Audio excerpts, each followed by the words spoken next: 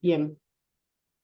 Bueno, Victoria, la primera pregunta que quería hacer, bueno, para hablar un poco de actualidad, es cómo hacer una especie así de tu parecer o qué opinás del cierre de listas que hubo hace unos días. Fue bastante caótico, digamos, hubo bastantes amagues, pero al final hubo lista. ¿Qué opinás de todo eso? Bueno, sí, el contexto es muy complejo, así que se intentó en todo momento una unidad porque no había posibilidad, entendíamos que no había posibilidades con los principales candidatos si no eran unidad de poder tener una buena elección, ¿no? Entendiendo que del otro lado, bueno, hay una derecha que viene creciendo, cada vez más violenta. La verdad es que no había margen como para no pensar en un cierre con unidad. Bueno, después ya lo dijo todo Cristina, ¿no? No hay mucho más después de lo que Cristina aclaró de cómo se fueron dando las cosas, las tensiones, el contexto económico, la crisis, la pandemia, la guerra, la sequía. Digo, la verdad que nuestro gobierno, independientemente de las diferencias que podíamos tener internamente, en el marco de que es un frente, ¿no? De que tenemos diferentes compañeros y compañeras, intentamos en un primer momento esta unidad. Bueno, la verdad es que todo fue bastante complejo, generó tensiones y bueno, no fue con la prolijidad que nos hubiera gustado, pero lo importante es que la unidad se logró, que en definitiva lo más importante siempre es la gente, pues como qué candidato sería el que a nosotros nos gusta, sí, por supuesto, digo, yo tenía mi corazón puesto en Guado, pero hasta por una cuestión personal. Yo Pero también. lo importante no es lo que uno quiere, sino qué es lo mejor para el pueblo en este momento y entendiendo el contexto que tan claramente dijo Cristina. Igualmente en la interna pareciera como que se muestra, digamos, la disparidad del frente de todos también, digamos. ¿Cómo? Discúlpame, no entendí la pregunta. Que digo que también en la interna con Grabois también se ve digamos, Ah, una amplitud. sí, bueno, Juan entiende, y lo había planteado antes igual, que en caso de ser Massa, él iba a plantear una interna. Bueno, no sucedió si era Guado, pero bueno, lamentablemente no se dieron las condiciones para que Guado sea nuestro candidato a presidente, y bueno, y Juan hace lo que había planteado que iba a hacer desde el primer momento. ¿Y cómo ves ese debate de posiciones dentro del frente de todos para esta campaña presidencial? ¿Cómo ves esa interna de alguna manera? ¿Cómo ve la interna entre Massa y Juan? Sí.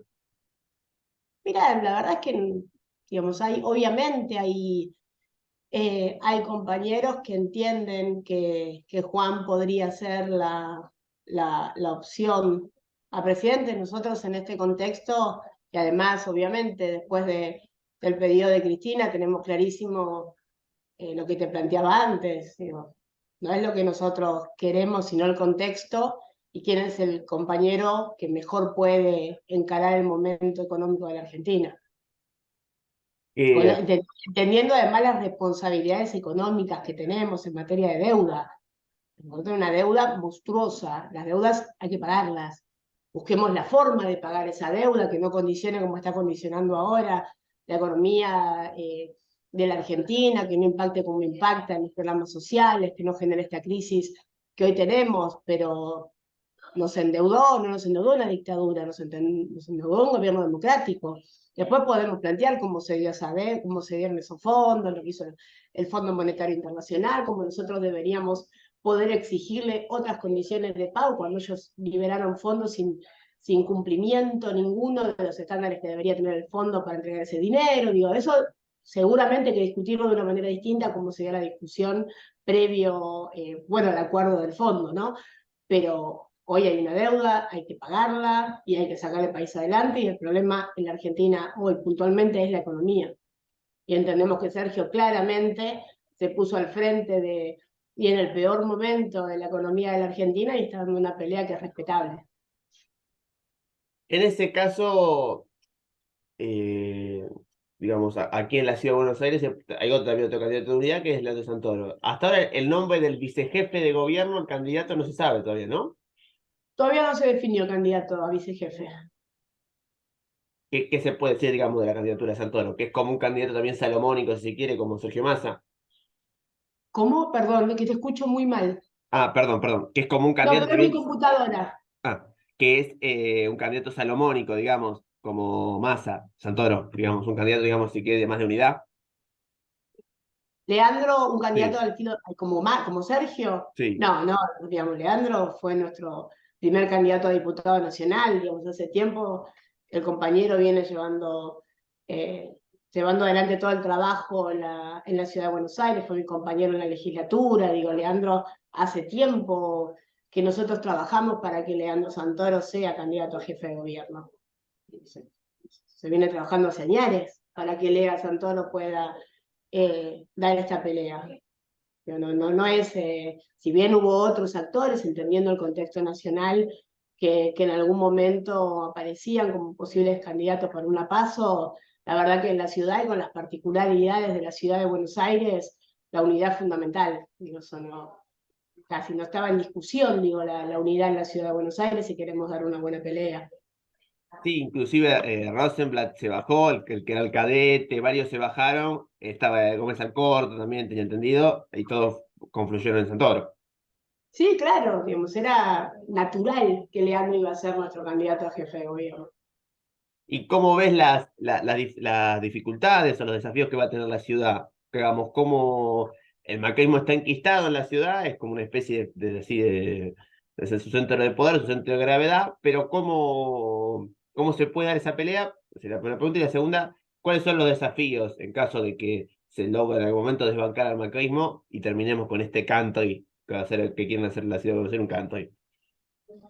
Sí, bueno, los desafíos los conocemos, ¿no? La principal complejidad tiene que ver con muchísimos años de, de, de dinero, de muchísimo dinero puesto en una pauta publicitaria que blindó absolutamente los problemas reales que tiene la ciudad de Buenos Aires. Que nosotros como oposición en la legislatura, bueno, con Lea y con tantos otros compañeros y compañeras, venimos trabajando todo lo que tiene que ver con salud, con educación, con políticas sociales, con vivienda, con transporte. Nosotros en nuestra ciudad estamos, lo decimos siempre, ¿no? Y a veces es bastante difícil que eso que decimos el conjunto de la ciudadanía eh, pueda entenderlo, digamos, como una realidad y no como algo que un opositor político solo denuncia para hablar mal de quienes gestionan la ciudad, sino que nuestra ciudad es la más rica de Argentina y sin embargo es la más injusta, que desde hace muchos años tenemos un crecimiento dramático de casos de tuberculosis, de casos de enfermedades infecciosas, que tienen que ver, que están directamente asociadas a la pobreza. Nos tenemos una ciudad envejecida y donde cada vez se concentra más riqueza y donde cada vez se concentra más pobreza. Y lamentablemente por parte de quienes gestionan esta ciudad nunca se trabajó para poder dar una respuesta de fondo, porque no es... nosotros durante muchos años pensamos que hacían mal las cosas, porque ¿cómo no se dan cuenta? ¿Cómo no se dan cuenta que llevando adelante tal medida solo desfinancian el sistema público de salud? ¿Cómo no se dan cuenta que recortando el presupuesto en educación solo se genera, bueno, hasta la falta de vacantes, de contener a los chicos en la escuela, de la formación de los docentes? No, sí, claro que se daban cuenta, no es objetivo. No, no es que no se daban cuenta, fue su objetivo. Nosotros, yo siempre pongo este ejemplo porque es el que más me impresiona. En los concursos a médicos, médicas de la Ciudad de Buenos Aires, siempre esos concursos, bueno, obviamente, digamos, ser doctor o doctora de un hospital público de la ciudad era el objetivo de quienes egresaban de nuestras universidades y esos concursos, bueno, por supuesto, eh, siempre había muchísimos profesionales presentándose. El año pasado fue la primera vez que muchos de esos concursos quedaron vacantes.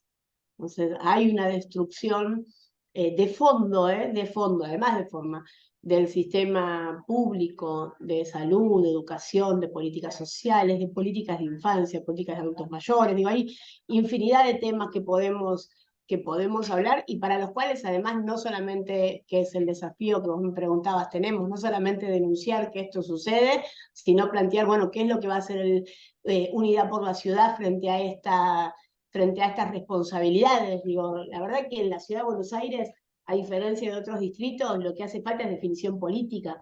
porque hay otros distritos donde claramente también están atravesados por cuestiones complejas y después tienen además la adversidad de la realidad económica, ¿no? Distritos que son muy pobres y a los que les resulta muy difícil aplicar determinadas políticas. En la ciudad de Buenos Aires solo hace falta definición política, de no priorizar los negocios de 4 o 5 amigos como se viene haciendo hace 16 años y que los recursos de los porteños efectivamente vayan al conjunto de la ciudadanía y dejar de administrar la ciudad de Buenos Aires como un municipio y entender que nuestra ciudad tiene otra jerarquía y deberíamos, por ejemplo, tener un ministerio de trabajo, de tener una política que piense en los jóvenes, que lamentablemente no la tenemos. Hay un retroceso enorme en estos años en materia de derechos, y eso tiene que ver con la ausencia del Estado, el corrimiento del Estado y priorizar la participación, que no estamos en contra de la participación privada, pero el rol del Estado es fundamental para regular eso. Lamentablemente eso no pasa en la ciudad y eso es lo que queremos que empiece a pasar con Leandro. Dos cuestiones que son muy importantes que siempre nombra Leandro, son el tema de los centros culturales y el tema de la inmobiliaria estatal. El tema de los Claro. centros culturales, más allá de que comparado con el tema de la salud y educación es una minucia, también es muy importante que el acervo cultural de una ciudad como la de Buenos Aires, donde hubo tangueros, poetas, cineastas, etcétera, etcétera, se ha privatizado, se ha arancelado o se han cerrado centros culturales directamente. O sea, ¿qué se puede decir Bueno, sobre y que hay esto? una persecución, digamos, hay una persecución a los centros Sin culturales, duda. hay una destrucción, bueno, pero eso tiene que ver con la lógica de la ideología que representan, ¿no? Es la primera batalla siempre es destruir todo rasgo de identidad para poder construir una marca propia que la diluya. La verdad que los centros culturales me consta, bueno, San Telmo es una catástrofe, lo que si vos querés un lugar que tenga que ver con nuestra cultura, con nuestra identidad, justamente estamos acompañando a Sandra, bueno, una compañera del colectivo afrodescendiente, y cómo cerraron ese lugar que habían sabido ganar con mucha lucha, ¿no? Y cómo se patenta desde una frivolidad absoluta una historia que no te pertenece, ¿no? Cómo la ciudad hace una recorrida sobre los afrodescendientes sin afrodescendientes. Digamos, cómo se quedan con el lugar. Bueno, eso hay que batallarlo sin lugar a dudas, porque yo no creo, nosotros no creemos que la ciudad de Buenos Aires, como plantean algunos compañeros, ¿no? Es una ciudad reaccionaria, de derecha. No, yo no lo creo. La ciudad es progresista, como todas las grandes ciudades, y en realidad el PRO se plantó en un primer momento como una fuerza progresista, ¿no? Como la nueva política, en realidad vino a plantear la política más vieja de la derecha de siempre, ¿no? Y ahora en este contexto ya es abiertamente, ya es explícito, ¿no? Sus objetivos ya no los disimulan más.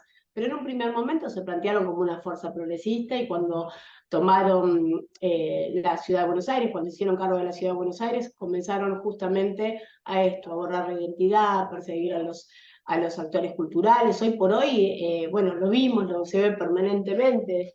Eh, los artistas, los artistas que van por su cuenta, digamos, en las calles han sido víctimas de toda forma de persecución por parte de las fuerzas policiales. Hoy tienen más poder espacio público, la lógica del espacio público, que hasta la propia policía de la ciudad. Digo, hay una cuestión de fondo bien compleja con la que hay que terminar. Digo, ¿no? Hay que volver a la identidad de Buenos Aires, a la identidad de nuestros barrios, a respetar el rol que tienen y a poner en valor el rol que tienen los espacios culturales. Y vos preguntabas el tema de las inmobiliarias, ¿no? Lo que han hecho con el Estado, algún día lo decimos siempre, esta impunidad se va a terminar y van a tener que rendir cuentas.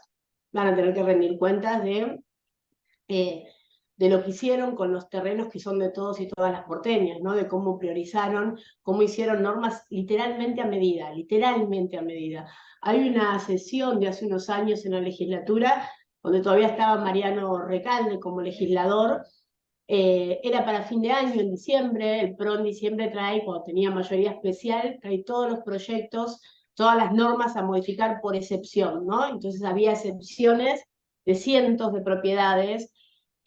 Mariano traía ese día, en esa sesión, un terreno que todavía no se había votado en la legislatura, que había ingresado por tablas, que no había pasado por la comisión, para modificar, pero lo que traía Mariano era la publicidad de la inmobiliaria, vendiendo ya ese terreno, vendiendo los departamentos, que eran, me acuerdo que eran departamentos, creo que eran monoambientes, con espacio compartido, con piscina. Digo, no sé si se entiende, había una inmobiliaria ya vendiendo terrenos que todavía dependían del gobierno de la ciudad legalmente, porque todavía votado, no se había votado ese proyecto. Entonces, eso tiene que ver, lo que uno se pregunta inmediatamente, y creo que ahí está la cuestión de fondo de todo lo que venimos hablando, es dónde está la justicia. Porque todo lo que te estoy diciendo, el de financiamiento o la terciarización de recursos de la ciudad para, por ejemplo, el área de primera infancia. Bueno, ¿qué pasa en la primera infancia en la ciudad de Buenos Aires? Vos escuchás a la gente del PRO que dice que hay que bajar la edad de imputabilidad. La seguridad, cuando hablan de primera infancia, hablan de bajar la edad de imputabilidad, como poniendo, O falta de vacantes crónica en las escuelas públicas, crecimiento de la claro, escuela privada. pero, digamos, todo eso va de la mano. No es que vos tenés, vos pensás, te pongo un caso concreto como para ordenar las partes. Vos tenés hace unas semanas, unos meses, un asesinato de un menor de edad en el barrio de Soldati. Hay un menor que asesina a una vecina, ¿no? Repudiable, eso no está en discusión, repudiable y condenable. Ahora, cuando uno se pone a ver qué pasa con el menor, desde que era un niño, creo que desde los 8 o 9 años, ese niño tiene ingresos en el instituto. Al ser un niño, obviamente, no puede quedar detenido, estamos de acuerdo. Pero viste que se plantea, no se puede hacer nada. Entonces, el niño ingresa, entra por una puerta y sale por otra. Obviamente un niño no va a ir preso, pero no es que no se pueda hacer nada. El Estado tiene responsabilidad inmediatamente de actuar. Cuando ese niño es liberado de un instituto de menores, inmediatamente debería articular el Consejo de Niñez de la Ciudad de Buenos Aires. Vos tenés una dirección, tenés un consejo, tenés las asesorías tutelares, tenés una cantidad enorme de organismos que deberían trabajar para resolver acompañar esa situación, que es lo primero que el sentido común te dice. Si hay un niño que comete un delito, ¿cómo está constituida la familia? ¿Por qué no está en la escuela? Bueno, todos esos actores que el Estado tiene, pero que no articulan entre ellos. Vamos a la vacante. Bueno, ¿por qué quedó afuera de la escuela? No tenía vacante. Bueno, ¿por qué no tenía vacante? Porque no había, bueno, vas armando y interviene el centro de salud, la escuela, las políticas sociales, la seguridad, por supuesto, pero todo eso pensando en resolver el problema. ¿Cuál es la síntesis? Porque el Estado invierte dinero, invierte mucho dinero, pero ese dinero está tercerizado. No es que la ciudad no tiene infinidad de hogares de menores que nadie supervisa, que no nos permiten visitar, de hecho, porque he pedido muchísimas veces poder visitarlo y no te permiten visitar esos lugares, muchos con denuncias con respecto al cuidado de los niños. Entonces tenés una ciudad que se hace de los recursos, que terciariza en ONGs, muchas de ellas propias o de amigos propios, y que, sí, por favor, y que después no monitorea. Entonces te llega el problema cuando ya tenés las consecuencias de no haber invertido la cantidad de recursos que tuviste para resolver de fondo el problema. Entonces, ¿no te diste cuenta? Sí, claro que te diste cuenta. No querés resolver el problema de fondo. Porque en realidad ideológicamente te sirve instalar la idea de que la solución a todo esto es la baja de imputabilidad. ¿No? La baja de imputabilidad, primero que no se podría, que deberíamos... Es Pero decir, te el vas a gatillo fácil. es que todo va de la mano. Y lo primero yo te pregunto, ¿y tu responsabilidad? Pero si yo a vos te di poner, me vas a decir, pero Vicky, si ustedes tienen un montón de recursos para resolver los problemas de fondo, puedo decir, bueno, ¿cuál es el desafío de una sociedad? Bueno, fortalecer su infancia, cuidar a sus adultos mayores, priorizar la salud, la educación, pensar en el medio ambiente. Después de la pandemia, tenemos que replantearnos la importancia del espacio público, del medio ambiente, los desafíos de la tecnología, digamos, con las generaciones que vengan, la inversión de ciencia y tecnología. Entonces, cuando vos empezás a hablar de los problemas reales de la ciudad, ¿y dónde queda el Estado? Totalmente ausente, pero totalmente ausente. Y hablan en tercera persona de responsabilidades directas. En tercera, vos tenés funcionarios que tienen responsabilidad directa de un problema de infancia y habla el ministro de Seguridad. No, ¿vos conocés a la funcionaria del área de primera infancia de la ciudad? No, no son conocidos, son muy protegidos por los medios. Es que ahí volvemos. Entonces, ¿cómo podés tener funcionarios con semejante responsabilidad que nadie conoce y que no le contesta el teléfono a nadie? Bueno, eso tiene que ver con infancia, con los adultos mayores, con las políticas sociales. Nuestra ciudad invierte cientos de miles de millones de pesos en políticas sociales que son inexistentes. Inexistentes, porque la política social no es solamente la ciudadanía para que puedan comer, y eso no está en discusión, ¿no? Eso es la subsistencia. Para alimentarte, la subsistencia. Ahora, la política de inclusión, gracias, Mili. La política de inclusión social es otra cosa, totalmente distinta. Vos necesitas que una persona, por supuesto, tenga garantizado el alimento, más cuando hay crisis, eso no está en discusión, pero después tenés que garantizar alguna política social que le permita incluirse efectivamente en la sociedad. ¿Qué se hace con respecto a eso? Nada, nada. Entonces vos tenés una cantidad de jóvenes que no pueden ingresar, que no pueden tener trabajo formal. ¿Por qué? Porque la ciudad también define una práctica de trabajo, bueno, lo hizo con el ingreso de Uber a la ciudad de Buenos Aires y un Bueno, Rappi. objetivo, los Rappi, claro, entonces, bueno, sos tu propio jefe. ¿Cuáles son las condiciones laborales en las que están esos jóvenes?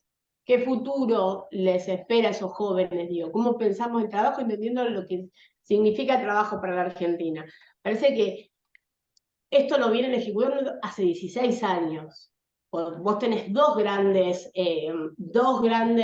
dificultades, si se quiere. Una es la cantidad de dinero puesta en una pauta publicitaria que te permite blindar todo esto. Entonces, y a su vez la instalación de un sentido común. Entonces, en lugar de preguntarte la cuestión de fondo, bueno, ¿cuáles son las políticas de cuidado de los niños? ¿Qué pasa, por ejemplo, con los CPI en la ciudad de Buenos Aires? Los centros de primera infancia. Los centros de primera infancia en la ciudad de Buenos Aires no dependen del Ministerio de Educación, dependen del Ministerio de Desarrollo Social. ¿Hay educadoras? Puede que sí, puede que no. Son como las viejas guarderías. Bueno, las cuestiones de cuidado de estos Son niños. depósitos de chicos, para decirlo de manera coloquial. Claro, entonces, y muchos de ellos acordados con referentes políticas de su fuerza, algunos no, pero muchos de ellos acordados. Bueno, en un primer momento, para abordar una urgencia, ¿está bien? Ponele.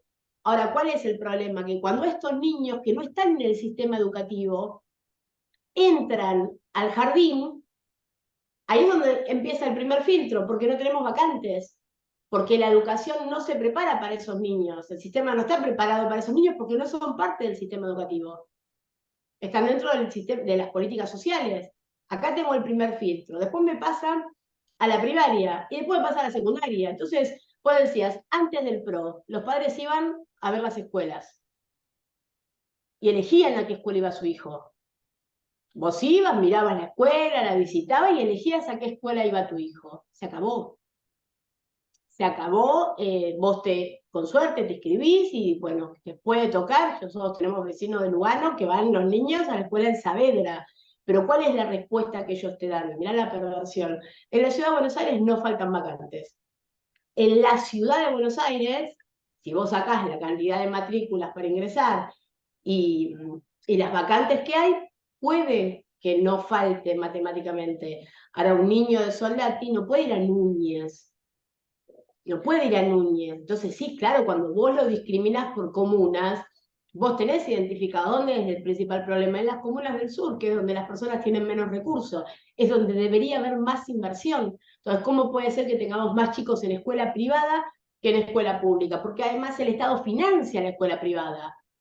El Además, no Estado se construyen financia. centros educativos en el sur de la ciudad, también, por Es que no ejemplo. se construyen. Y después lo que uno se pregunta, las escuelas nuevas, por eso es tan difícil a veces desarmar la mentira. Digamos, vos vas, el polo educativo de Lugano, En Piedrabuena debía haber un polo educativo porque es el lugar, el núcleo donde vos tenés más dificultades con los niños y el ingreso y las vacantes. Ese polo educativo tenía una escuela especial, tenía un campo de deportes, tenía la secundaria, tenía el jardín. Digamos, un polo a todo trapo, podemos decir. Bueno, se votó un presupuesto para hacer el polo. Vos vas al polo educativo y tenés un secundario a medio terminar, sin techo en el patio, se filtra todo, se rompieron los vidrios, una chica se lastimó porque los vidrios no estaban protegidos, no tienen aire acondicionado, no tienen ventilación, se quedaron con, le dieron a unos amigos de una ONG terrenos que eran del campo de deporte, una escuela privada se quedó con la escuela especial. Entonces vos te parás en el medio, te dicen una nueva escuela, hermoso, una gigantografía vendiéndote la escuela. Vos te parás ahí y tenés una cuarta parte de esa escuela. Y ahí vamos a lo que te decía al principio, ¿y dónde queda la justicia? ¿Cómo es posible que no se investigue esto? ¿Cómo podés decir que existe si yo estoy parada aquí y la escuela no está? Con Recalde, en la elección anterior nos pasó, nos parábamos. Mirá, acá tengo acá tengo la foto de la escuela hecha en computadora, acá estoy parada, todo tierra alrededor. Y parece, uno se siente que le estás disputando el sentido común, vos entendés lo que te estoy diciendo, y sin embargo, el otro tiene la impunidad de decirlo abiertamente sin que nadie pueda hacer nada, porque la justicia no actúa. Entonces volvemos, los medios de comunicación, Bueno, en Piedehuela los colegios que están todavía son los que se hizo a fines de la década del 60, del 70. Son el colegio en la secundario época de la secundario. dictadura, en la Claro, época de la dictadura, sí, son claro, los la colegios que hace mayoría. Cacciatore, que son las copias de los colegios italianos. Claro, después hay uno nuevo, hay algunas escuelas, pero en realidad son edificios nuevos, algunos, pero no son nuevas escuelas. Ese es un error. Los edificios nuevos no necesariamente son nuevas escuelas, porque si vos tenías un edificio en malas condiciones, una escuela en malas condiciones y la mudás a un edificio nuevo, no es una nueva escuela. No tenés más escuelas matemáticamente, seguís teniendo la misma cantidad de escuelas, solo que ubicada en otro lugar. No sé, en un momento la escuela de cerámica, que es un palacio, quisieron quedársela y hacer la mudanza un diciembre, hace algunos años, y mudarla a una escuela artística nueva, ni hablar de lo que están haciendo en materia de las escuelas artísticas en la Ciudad de Buenos Aires, desde que asumieron, digo, la persecución de financiamiento, la persecución a los terciarios, digo, uno puede tener para abrir montones de ventanas, digo, pero en definitiva siempre se habla de lo mismo, ¿no? Entender los recursos del Estado, porque ellos, no me acuerdo qué compañero también lo planteaba, cuando hablan del gasto en políticas sociales, del gasto en educación, del gasto, ellos los recursos de la ciudad los gastan en el privado. Digamos, esto rematan, regalan tierras de la ciudad para el negociado de 3 o 4 amigos, hacen normas literalmente a medida, las redactan, no se redactan esas normas en la legislatura, se redactan en las inmobiliarias, en las empresas de sus amigos, vienen redactadas a la legislatura, un legislador la toma y la defiende como si fuera el abogado de la inmobiliaria, no un representante del pueblo. Es como en el gobierno de la Rúa, que se decía que las leyes se hacían en los despachos de las empresas y la Rúa le ponía la firma abajo. Como han hecho siempre, como han hecho siempre que gobernaron. Pero no hace falta, nosotros cuando nos hacen entrevistas, no me creas a mí, no me crean, no nos crean a nosotros, pero por lo menos búsquenlo. Todos teníamos enfrente del hospital de niños un terreno que había sido donado para el hospital. Nosotros teníamos un proyecto de ley para que ahí se construya la casa que pueda albergar a las familias de los niños que vienen de las provincias con enfermedades, tratamientos prolongados, que es muy chiquito el lugar, que están hacinados. En la pandemia, en la pandemia se hicieron de ese terreno, y me acuerdo porque yo estaba atrás pidiendo, hoy tenés un edificio de 8 pisos. Eh, ¿Cuánto lo pagaron? Yo creo que, no me acuerdo, pero era 1,5 millones de pesos, era descarado el precio, ¿entendés? Era Bueno, descarado el el precio. shopping que está enfrente del regimiento patricio, lo que eran las tierras del ferrocarril, terminó siendo un shopping vendido a uno de los amigos, que era IRSA, y es un terreno que vale, no sé, 60 millones de dólares, 50 millones de dólares, lo vendieron lo pongo con 50.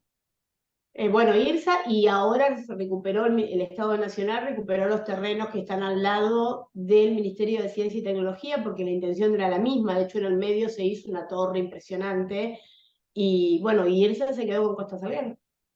No, con Costa Salguero no, perdón, con IRSA se quedó con el terreno que está en Costanera Sur. En Costanera Sur el terreno que era, bueno, ahí tenés un caso, ahí Bueno, tenés un donde se caso. casó con Julián Aguada, en Costanera Ahí, Sur.